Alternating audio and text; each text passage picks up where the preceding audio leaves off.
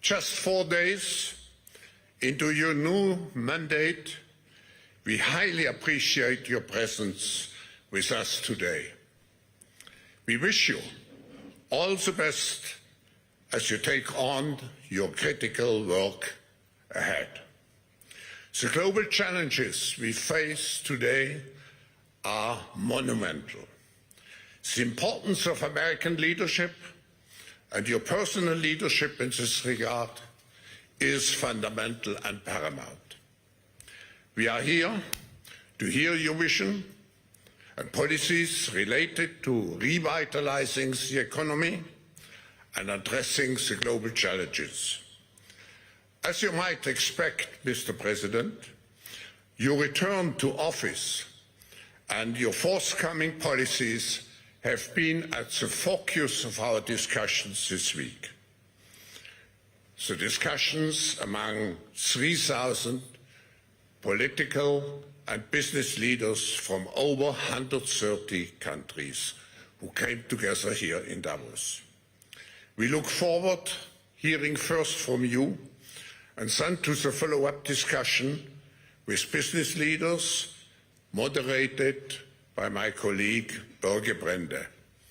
Ladies and gentlemen, the President of the United States, Donald J. Trump.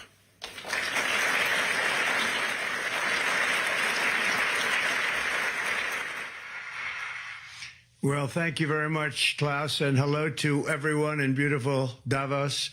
This has been a truly historic week in the United States. 3 days ago, I took the oath of office, and we began the golden age of America. The recent presidential election was won by millions of votes, and all seven, every one of them, all seven swing states. It was a massive mandate from the American people like hasn't been seen in many years, and some of the political pundits, even some of my so-called enemies, said it was the most consequential election victory in 129 years. That's quite nice. What the world has witnessed in the past 72 hours is nothing less than a revolution of common sense.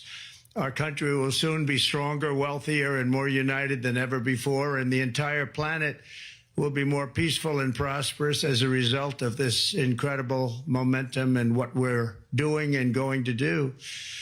My administration is acting with unprecedented speed to fix the disasters we've inherited from a totally inept group of people and to solve every single crisis facing our country. This begins with confronting the economic chaos caused by the failed policies of the last administration. Over the past 4 years, our government racked up $8 trillion in wasteful deficit spending and inflicted nation-wrecking energy restrictions, crippling regulations, and hidden taxes like never before. The result is the worst inflation crisis in modern history and sky-high interest rates for our citizens and even throughout the world. Food prices and the price of almost every other thing known to mankind went through the roof. President Biden totally lost control of what was going on in our country, but in particular with our high inflation economy and at our border. Because of these ruinous policies, total government spending this year is $1.5 trillion higher than was projected to occur when I left office just 4 years ago. Likewise, the cost of servicing the debt is more than 230% higher than was projected in 2020. The inflation rate we are inheriting remains 50% higher than the historic target. It was the highest inflation probably in the history of our country. That's why from the moment I took office, I've taken rapid action to reverse each and every one of these radical left policies that created this calamity, in particular with immigration, crime, and inflation.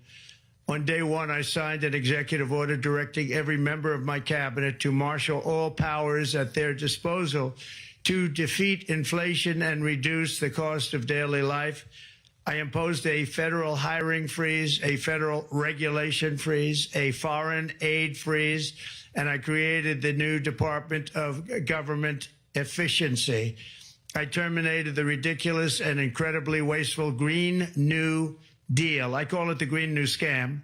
Withdrew from the one-sided Paris Climate Accord and ended the insane and costly electric vehicle mandate. We're going to let people buy the car they want to buy. I declared a national energy emergency, and it's so important, national energy emergency to unlock the liquid gold under our feet and pave the way for rapid approvals of new energy infrastructure. The United States has the largest amount of oil and gas of any country on earth, and we're going to use it.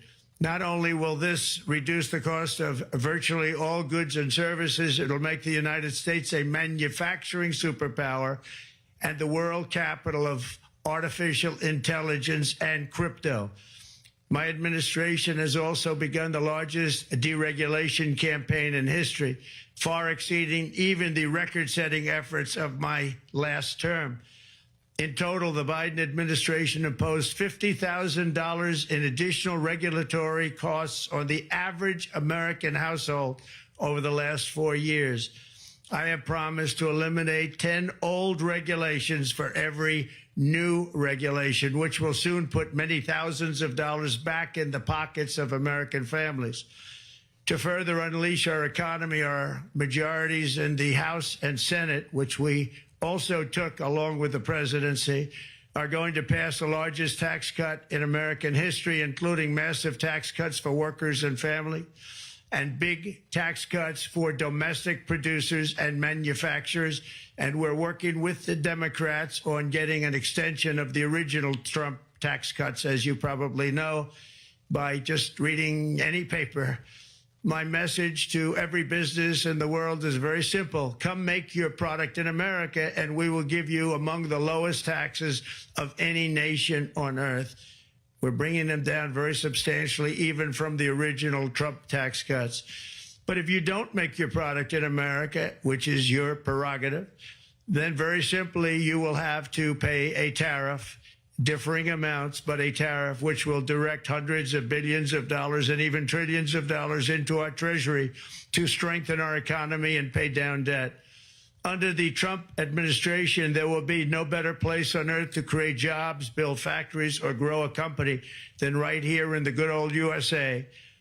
Already Americans' economic, you can see this, I think, maybe even in your wonderful, wonderful room that you're all gathered together, so many of my friends, but Americans, the economic confidence is soaring like we haven't seen in many, many decades, maybe not at all. Upon my election, it was just announced that small business optimism skyrocketed by 41 points in a single month. That's the highest ever. There's never been anything like that.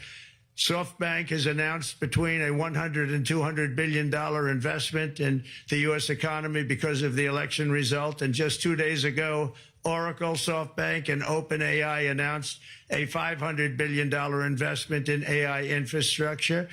Other companies likewise have announced billions and billions and billions, adding up to trillions of investment in America, in the United States. And it's also reported today in the papers that Saudi Arabia will be investing at least $600 billion in America. But I'll be asking the Crown Prince, who's a fantastic guy, to round it out to around $1 trillion. I think they'll do that because we've been very good to them.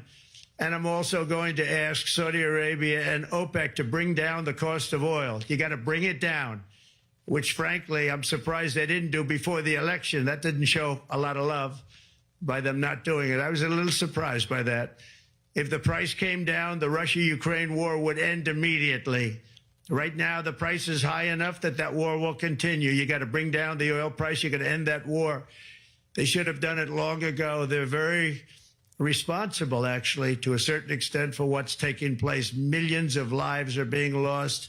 With oil prices going down, I'll demand that interest rates drop immediately, and likewise, they should be dropping all over the world. Interest rates should follow us.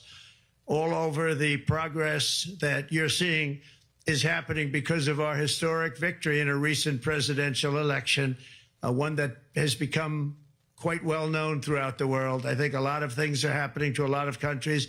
They say that there's light shining all over the world since the election, and even countries that we aren't particularly friendly with are happy because they understand what there is a future and how great the future will be. Under our leadership, America is back and open for business. And this week, I'm also taking swift action to stop the invasion at our southern border. They allowed people to come in at levels that nobody's ever seen before. It was ridiculous.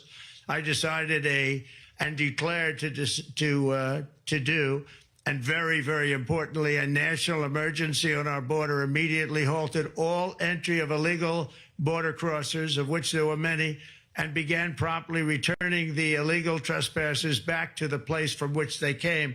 That action, as you've probably seen, has already started very strongly. I've deployed active duty U.S. military and National Guard troops to the border to assist in repelling the invasion. It was really an invasion.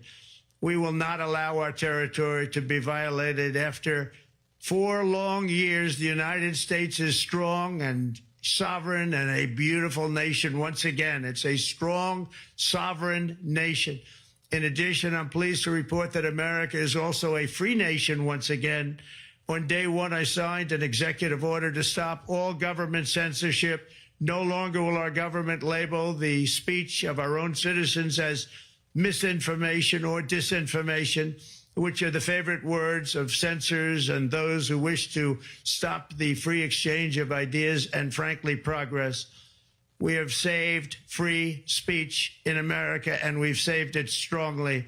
With another historic executive order this week, I also ended the weaponization of law enforcement against the American people and, frankly, against politicians, and restored the fair, equal, and impartial rule of law. My administration has taken action to abolish all discriminatory diversity, equity, and inclusion nonsense, and these are policies that were absolute nonsense throughout the government and the private sector. With the recent yet somewhat unexpected great Supreme Court decision just made, America will once again become a merit-based country. You have to hear that word, merit-based country. And I've made it official, an official policy of the United States, that there are only 2 genders, male and female. And we will have no men participating in women's sports, and transgender operations, which became the rage, will occur very rarely. Finally, as we restore common sense in America, we're moving quickly to bring back strength and peace and stability abroad. I'm also going to ask all NATO nations to increase defense spending to 5% of GDP, which is what it should have been years ago. It was only at 2%, and most nations didn't pay until I came along. I insisted that they pay, and they did, because the United States was really paying the difference at that time, and it was unfair to the United States. But many, many things have been unfair for many years to the United States. Before even taking office, my team negotiated a ceasefire agreement in the Middle East, which wouldn't have happened without us, as I think most of the people in the room know. Earlier this week, the hostages began to return to their families. They are returning, and it's a beautiful sight, and they'll be coming in more and more. They started coming back on Sunday. Our efforts to secure a peace settlement between Russia and Ukraine are now hopefully underway. It's so important to get that done. That is an absolute killing field. Millions of soldiers are being killed. Nobody's seen anything like it since World War II. They're laying dead all over the flat fields. It's a flat field farmland, and there's millions of Russians and millions of Ukrainians. Nobody's seen anything like it since World War II. It's time to end it. And here in America, we have big events coming up. Next year, we have the 250th anniversary of America's founding. I'm so honored to be president during that. That's been a big event. They've been talking about it for 10 years. We also have the World Cup, and I understand Gianni's in the room. Infantino, he was very instrumental in helping us get it. He's there with you someplace, I think, and I want to thank him for that. And then we have the Olympics coming up, which I was instrumental in getting also in my first term. And who would have known that by skipping a term, I would get the Olympics? I was upset. I said, you know, I got the Olympics to come and I won't be president. But it turned out through a stroke of luck, or whatever you might call it, that I'm going to be president during the World Cup and the Olympics. and the 250th anniversary. So that's going to be 3 big events. And we've accomplished more in less than 4 days. We have really been working 4 days than other administrations have accomplished in 4 years. And we're just getting started. It's really an amazing thing to see. And the spirit and the light over our country has been incredible. Under the last administration, our nation has suffered greatly. But we're going to bring it back and make it greater, bigger, stronger, better than ever before. I want to thank everybody for being with you. I would have been there myself, except the inauguration was 2 days ago. I thought it might be a little bit quick to make it the first stop. But we'll get there one day. We hope to get there. But I do appreciate, I heard the audience is fantastic, and many of my friends are in the audience. And I will be taking questions now from some very distinguished people. Thank you all very much.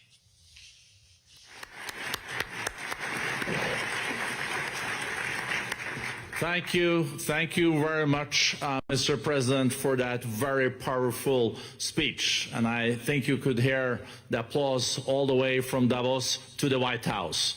But next year it will be even better, because then you can get the applause here in Davos. So we wish you welcome to our village next year. We hope to see you. Thank you very much. So we also know, Mr. President, that you open up for interaction here. We have a great panel with some of the most distinguished business people in the world. Let me start with someone that you know really well, that I think is almost a neighbor of you in in Florida. Mr. Steve Schwarzman, Chairman, CEO, and co-founder of Blackstone Group. So, Steve, floor is yours. Well, Mr. President, I'm sure the Crown Prince of Saudi Arabia will be really glad you gave this speech today.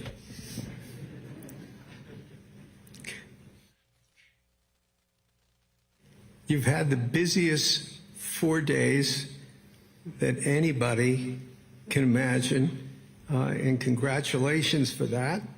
My question is about some of the things I've observed here at Davos.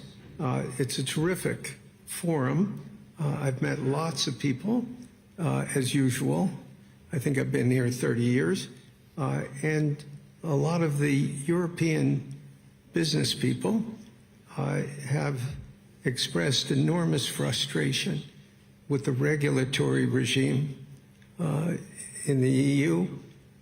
And they attribute slower growth rates here because of the numerous factors, but especially because of regulations. And you've taken a completely different approach in this area. And if you could explain the theory of what you're doing, how you're going to do it, and what you expect the outcome to be, I'd appreciate it. Well, thank you very much, and congratulations, Steve. You're a friend of mine, but on a great career. You have had an amazing career, and it continues. So I just want to congratulate you. Very inspirational to a lot of people.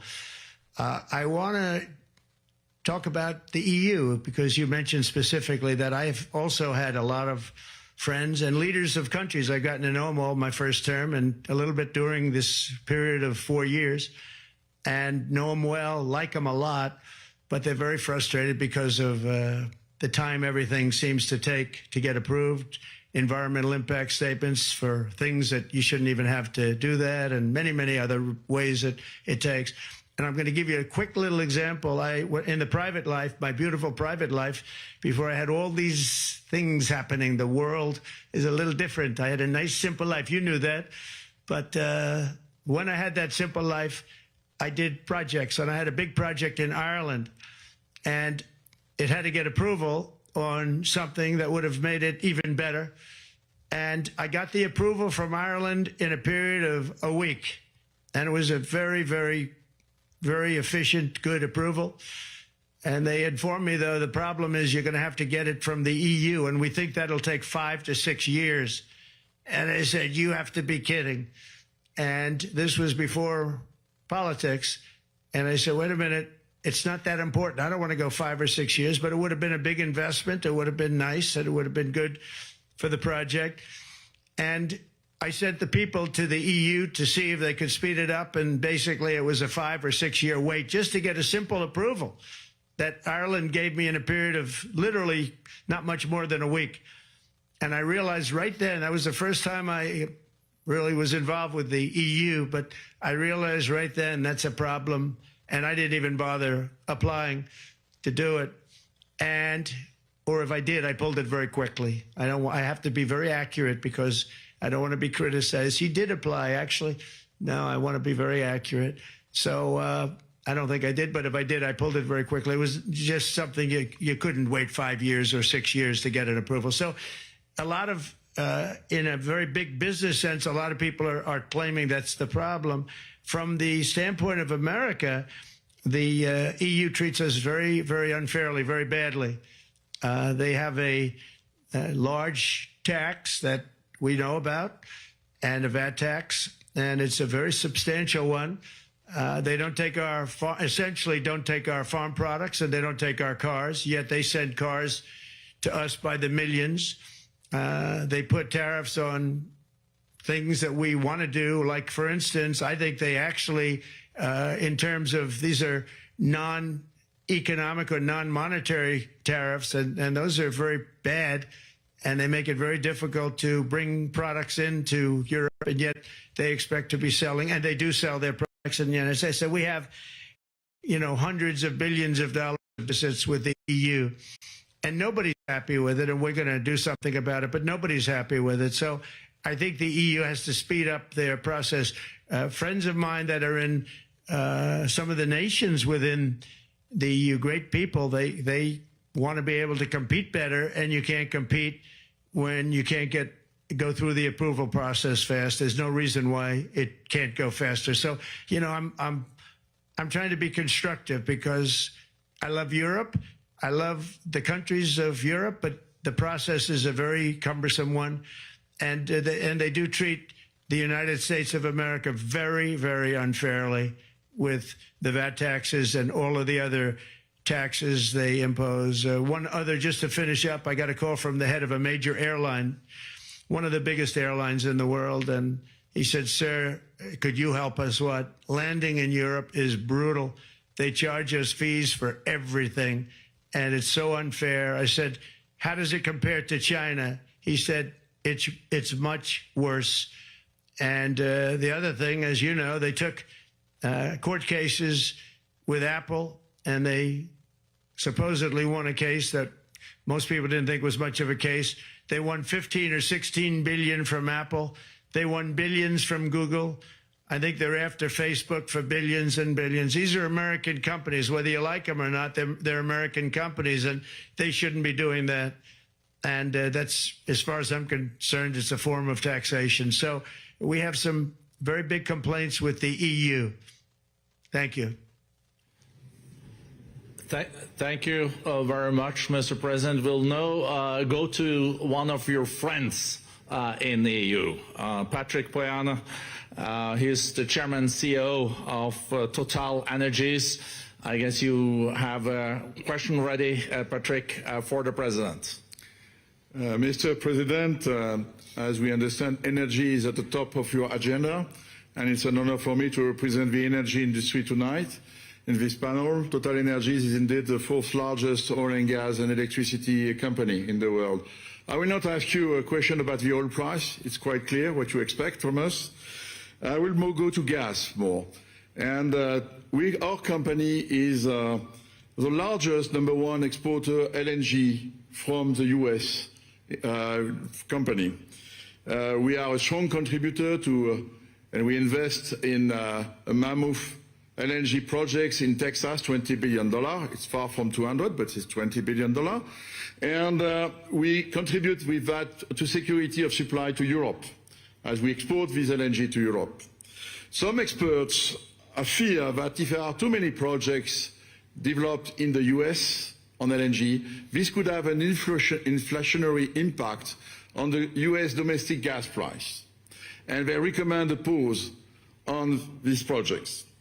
I would ask you the following question. What are your views about such a pause on investments on LNG in the US? What would happen if you would observe an increased domestic gas price because of these exports? And final question, which is important for Europe, would you agree to guarantee security of supplies of US LNG to Europe? Well, in the last part of your question, yes, I would. I would make sure that you get it. If we make a deal, we make a deal, you'll get it. Because a lot of people do have that problem. They make a deal and then they can't get supplied because of war-type problems and other problems. So we would absolutely do that. LNG is very interesting because when I took office for the first term, one of the first things I looked at was there were two very massive plants in Louisiana, a state that has been very good to me, won it by many, many points. And I felt strongly indebted to it, actually. And they said there are two plants that have been under environmental consideration for more than 10 years. And they were costing, as you say, you know how expensive those plants are, but they were costing like 12 billion and I think 14 or 15 billion, but they couldn't get their permits. They were in review for years, many, many years, like a decade or more. And I said, so ridiculous. I know so much about that because in the construction industry, I had to go through it too, but I got good at it after a while. But I saw the projects, and you're talking about a total investment of 25 to $30 billion, and it looked like it was going to end. They couldn't get their permits, and I got them done in less than a week. It was done, completed. In fact, when they called them to announce that it was done, the countries, largely countries, Japan was involved and another country and some very big investors, they couldn't believe it. They actually couldn't believe it. And I said, just do yourself one favor. Don't pay any consultants, because the only one that got it done was me. I got it done because it was the right thing to do for the U.S. and for the world, but the consultants had nothing to do with it. You know, the consultants go in and they say, give us millions of dollars because Trump did it. Nobody called me about it. I just heard it was a problem for years. And I got it done because it was the right thing to do for the U.S. and the right thing to do for beyond. It had to do with energy, very important. So I think it's very important. I think I disagree with one. I think the more that you do, the lower the price is going to go. And what I'd like to see is rapid approvals. We're going to give very rapid approvals in the United States, like with the AI plants, talking to many people want to build them. That's going to be a very big thing. We're going to build electric generating facilities. They are going to build. I'm going to get them the approval. Under emergency declaration, I can get the approvals done myself without having to go through years of waiting. And the big problem is we need double the energy we currently have in the United States. Can you imagine? For AI to really be as big as we want to have it, because it's it'll be very competitive with China and others. So I'm going to give emergency declarations so that they can start building them almost immediately. And I think it was largely my idea because nobody thought this was possible. It wasn't that they were not smart, because they're the smartest. But I told them that what I want you to do is build your electric generating plant right next to your plant as a separate building, connected. And they said, wow, you're kidding. And I said, no, I'm not kidding. You don't have to hook into the grid, which is old and, could be taken out. If it's taken out, they wouldn't have any way to get any electricity. So we are going to allow them to go on a very rapid basis to build their plant, build the electric generating plant. They can fuel it with anything they want, and they may have coal as a backup, good, clean coal, If there were a problem with a pipe coming in, as an example, you're going with gas, oil or gas, and a pipe gets blown up or for some reason doesn't work, there are some companies in the U.S. that have coal sitting right by the plant so that if there's an emergency, they can go to that short-term basis and use our very clean coal. So that's something else that a lot of people didn't even know about, but nothing can destroy coal, not the weather, not a bomb, nothing. It might make it a little smaller, might make it a little different shape, but coal is very strong as a backup. It's a great backup to have that facility, and it wouldn't cost much more money.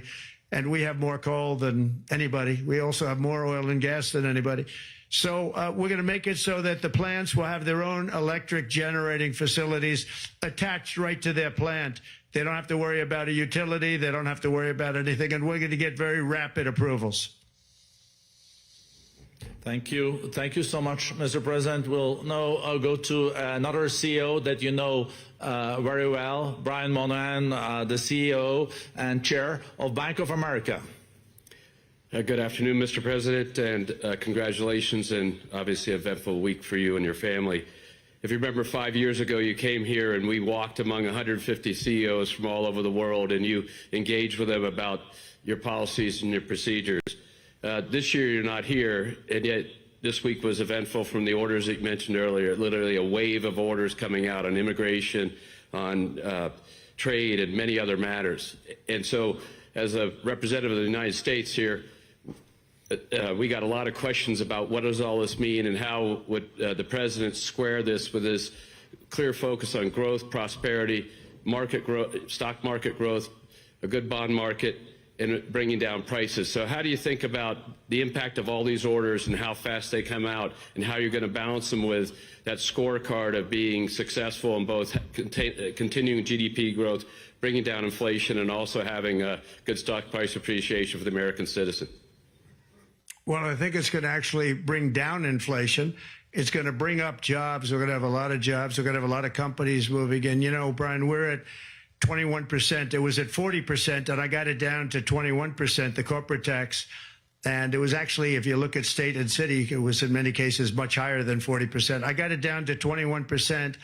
And now we're going to bring it down from 21 to 15% if, there's a big if you make your product in the U.S. So we're going to have the lowest, just about the lowest rate. It'll be, the 21 is on the low side worldwide. The 15 is about as low as it gets. And by far the lowest of a large country, a large, you know, rich, powerful country by far, not even a contest. So we're going to bring it down to 15% if you make your product in the USA. So that's going to create a tremendous buzz. We're also probably going back to the 1 year deduction where we deduct, you know, we did that originally, and that was amazing what the impact that had, the 1 year deduction, which built up over a period of time and then it expires.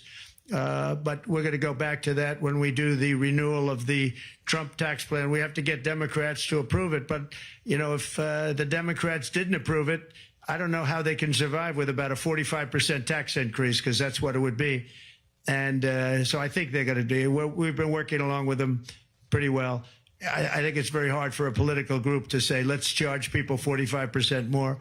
So I think we're in good shape. But we're actually doing a reduction for business and small businesses where you're going to bring it down to 15%, which is really something. And by the way, speaking of you, and you've done a fantastic job, but I hope you start opening your bank to conservatives, because many conservatives complain that the banks are not allowing them to do business within the bank. And that included a place called Bank of America. They don't take conservative business. And I don't know if the regulators mandated that because of Biden or what, but you and Jamie and everybody, I hope you're going to open your banks to conservatives, because what you're doing is wrong. Mr. President, I'll say that your friend Gianni said hello, told me to tell you hello, and we look forward to sponsoring the World Cup when it comes, both this summer for the club and next year. So thank you for getting that for the United States. Thank you very much, Brian. Thank you, Mr. President. We'll now go to Anna Butin. She's the executive chairman of Banco Santander, one of the big European banks, and also in the U.S. So, Anna. Mr. President, congratulations on a historic victory. I believe you don't know me as well as my fellow panelists, so a few words. Santander is one of the largest banks in the world by number of customers, 170 million. That's more than my friend Brian or my friend Jamie have. And those... They fixed the regulation. That's coming, that's coming. That was cheeky. We're a big investor in the United States. We have many million customers, 12,000 employees. We're one of the largest auto lenders. And we recently launched a fully digital bank called Open Bank. We strongly believe banks have a pivotal role in the economy, and we can accelerate growth and help many more customers. That's what we're doing in the United States. So, as Brian pointed out, we very much welcome your focus on deregulation and reducing bureaucracy. So my question is, what are your priorities in this regard, and how fast is this going to happen? Thank you very much. I think it's going to, thank you and congratulations. I know very much about your bank, and you've done a fantastic job. Congratulations. We are going to move very quickly. We've moved very quickly. We've done things in the last 3 days that nobody thought were possible to do in years. And it's all taking effect. It's going to have a huge impact on the economy, a huge positive impact. Money was being wasted on crazy things. I mean, the Green New Deal was such a total disgrace, how that was perpetrated. And it was conceived of by people that were average students, less than average students, I might add, and never even took a course in energy or the environment. It was just a game. Remember, the world was going to end in 12 years? Remember that? Well, the 12 years has come and gone. It was going to end. It was going to all foam into earth. But, you know, the time has come. These people, and they really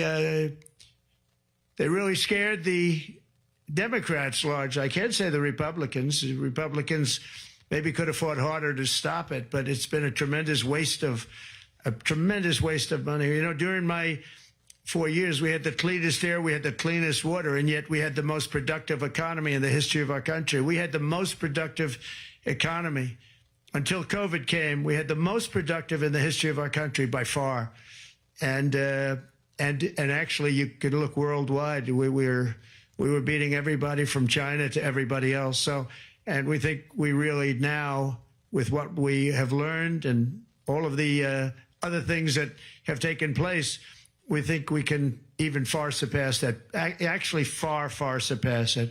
But we do, one thing we're going to be demanding is we're going to be demanding respect from other nations. Canada, we have a tremendous deficit with Canada. We're not going to have that anymore. We can't do it. I don't know if it's good for them. As you probably know, I say you can always become a state. And if you're a state, we won't have a deficit. We won't have to tariff you, et cetera, et cetera. But Canada has been very tough to deal with over the years. And it's not fair that we should have a $200 billion or $250 billion deficit. We don't need them to make our cars, and they make a lot of them. We don't need their lumber because we have our own forests, et cetera, et cetera. We don't need their oil and gas. We have more than anybody. So, you know, just as an example, with Mexico, we're dealing with Mexico, I think, very well. And we're just, you know, we just want to be treated fairly with other nations, because there's hardly a nation in the world, and I blame this on us, and I blame it on politicians that, for some reason, probably mostly it's stupidity, but you could also say other reasons, but mostly stupidity. They've allowed other nations to take advantage of the U.S., and we can't allow that to happen anymore. You know, we have debt. It's a very small debt when you compare it to value, the value of the assets that we have, but we don't want to do that. We want to just have debt be obliterated, and we'll be able to do that fairly rapidly. And a lot of good things are going to happen. And honestly, good things are going to happen for the world, and good things are going to happen for the people that are dealing with us, allies and beyond allies. One thing very important, I really would like to be able to meet with President Putin soon and get that war ended. And that's not from the standpoint of economy or anything else. It's from the standpoint of millions of lives are being wasted. Beautiful young people are being shot in the battlefield. You know, the bullet, very flat land, as I said, and the bullet goes, there's no hiding. And a bullet, the only thing going to stop the bullet is a human body. And you have to see, I've seen pictures of what's taken place. It's a carnage, and we really have to stop that war. That war is horrible. And I'm not talking economy. I'm not talking economics. I'm not talking about natural resource. I'm just talking about there's so many young people being killed in this war. And that's not including the people that have been killed as the cities are being, you know, knocked down building by building. So we really should get that stopped. Likewise, in the Middle East, I think we've made a lot of progress in the Middle East, and I think that's gonna come along pretty well. Thank you. Thank you, Mr. President. We know that the most consequential relationship in the world is between the U.S. and China. U.S. 28% of the global economy, China close to 20%. That's almost half of the global GDP. And we know that you called President Xi Jinping last Friday. We heard that you had a good discussion. How do you see the relationship between the U.S. and China in the next 4 years under your leadership? He called me, but I see it very good. I think that we're going to have a very good relationship. All we want is fairness. We just want a level playing field. We don't want to take advantage. We've been having massive deficits with China. Biden allowed it to get out of hand. He's $1.1 trillion deficit. It's ridiculous. And it's just an unfair relationship. And we have to make it just fair. We don't have to make it phenomenal. We have to make it a fair relationship. Right now, it's not a fair relationship. The deficit is massive, as it is with other countries, a lot of Asian countries, actually. But we have deficits that are very big, and we can't keep doing that. So we're not going to keep doing that. But I like President Xi very much. I've always liked him. We always had a very good relationship. It was very strained with COVID coming out of Wuhan. Obviously, that strained it. I'm sure it strained it with a lot of people, but that strained our relationship. But we always had a great relationship, I would say, and we look forward to doing very well with China and getting along with China. Hopefully, China can help us stop the war with, in particular, Russia, Ukraine. They have a great deal of power over that situation, and we'll work with them. And I mentioned that during our phone conversation with President Xi. And hopefully we could work together and get that stopped. We'd like to see denuclearization. In fact, with President Putin, prior to an election result, which was frankly ridiculous, we were talking about denuclearization of our two countries, and China would have come along. China has a much smaller, right now, nuclear armament than us, or field than us, but they're going to be catching it at some point over the next 4 or 5 years. And I will tell you that President Putin really liked the idea of cutting way back on nuclear. And I think the rest of the world, we would have gotten them to follow. And China would have come along, too. China also liked it. Tremendous amounts of money are being spent on nuclear. And the destructive capability is something that we don't even want to talk about today because you don't want to hear it. It's too depressing. So we want to see if we can denuclearize, and I think that's very possible. And I can tell you that President Putin wanted to do it. He and I wanted to do it. We had a good conversation with China. They would have been involved, and that would have been an unbelievable thing for the planet. Mr. President, when you're back here in Davos next year, will there be then a peace agreement with Ukraine and Russia by then? Well, you're going to have to ask Russia. Ukraine is ready to make a deal. Just so you understand, this is a war that should have never started. If I were president, it would never have started. This is a war that should have never, ever been started. And it wasn't started during there was never even talk about it. I knew that it was the apple of President Putin's eye, but I also knew that there was no way he was going in, and he wasn't going to go in. And then when I was out, bad things happened, bad things were said, a lot of stupidity all around, and you end up with what you have. Now you have all these bombed out cities. They look like demolition sites with many people killed. I think the thing that you'll see about Ukraine is that far more people have died than is being reported. And I've seen that. But far, far more people have died. When you look at a city that's become a demolition site where big buildings have been collapsed by missiles hitting them and everything else. And they say one person was slightly injured. No, many people were killed. Those are big buildings. I was surprised at how that was my business. These are buildings that go 2 and 3 blocks long. They're 20 stories high. They're big, powerful buildings, and they were knocked down, and there were a lot of people in those buildings. That announced that 2 people were injured. That's not true.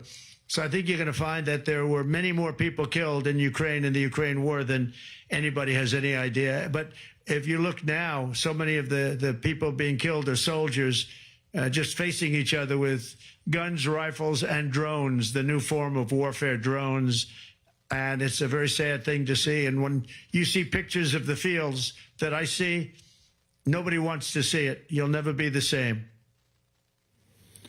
Thank you very much, Mr. President, on behalf of all the 3,000 participants here in Davos. We really underline that joining us the third day in your presidency, live taking questions here is so appreciated, and we are already ready for receiving you next year in person. So thank you very much, and all the best from Davos. Thank you. Thank you very much. Thank you.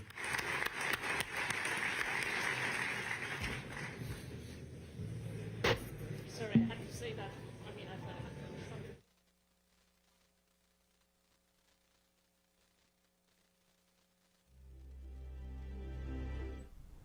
Okay, so you are watching RSBN Live right here, a live feed there from Davos, Switzerland, as the President of the United States in Washington, D.C., doing a video call with the World Economic Forum. Again, this is RSBN Live. I'm Matthew Alvarez.